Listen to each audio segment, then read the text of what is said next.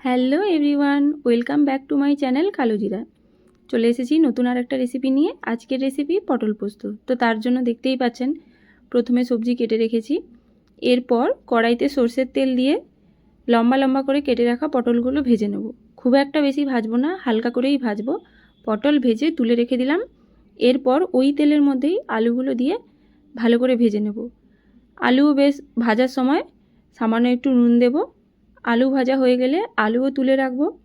ওই তেলের মধ্যেই পেঁয়াজ আর একটা শুকনো লঙ্কা ফোড়ন দিয়ে মশলাটা ভালো করে ভেজে নেব। এর মধ্যে কালো জিরেও হাফ চামচ ফোড়ন দিলাম। পেঁয়াজ ভাজা হয়ে গেলেই এর মধ্যে দিয়ে দেব আগে থেকে ভেজে রাখা পটল আর আলু দিয়ে এবার ভালো করে নাড়াতে হবে। পটল আর আলুটা ভাজা ভাজা করলেই ভালো লাগবে পোস্তর টেস্টটা।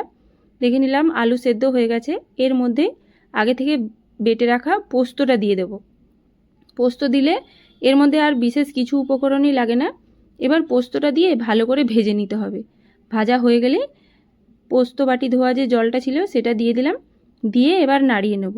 দেওয়ার পরে এর মধ্যে স্বাদ মতো নুন দেব। নুন দিলেই আমাদের পোস্ত রেডি। গরম গরম ভাতের সাথে সার্ভ করুন পোস্ত।